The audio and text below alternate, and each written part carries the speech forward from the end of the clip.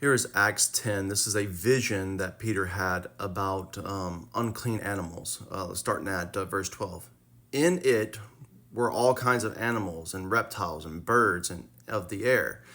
And there came a voice to him. We know this voice is Jesus because he calls him Lord here in the next verse. But it says, "Rise, Peter, kill and eat."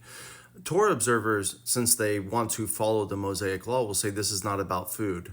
It literally says, Peter, kill and eat. But they want to, instead of receiving God's word, they want to discredit and completely violate God's word to prove their unbiblical doctrine. But I'm going to disprove this really quick. Verse 14, but Peter said, "By no means, Lord, I have never eaten anything that is common and uncommon." Again, what did Peter say? I'm not going to eat this.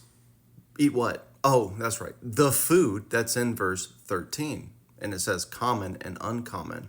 Torah observers will go all the way down to the end of this and say in verse 28, it says, "I should not call any person common or uncommon." And they'll be like, see, it's about people.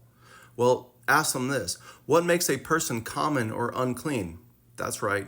The food that they eat. This vision is explicitly about food. But let me show you something else.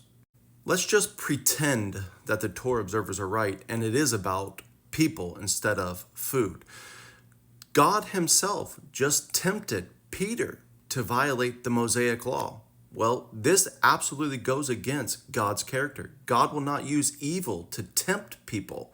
So either Jesus was saying, hey, all food is clean now, or Jesus really did tempt him by trying to get Peter to commit a sin to violate the Mosaic law.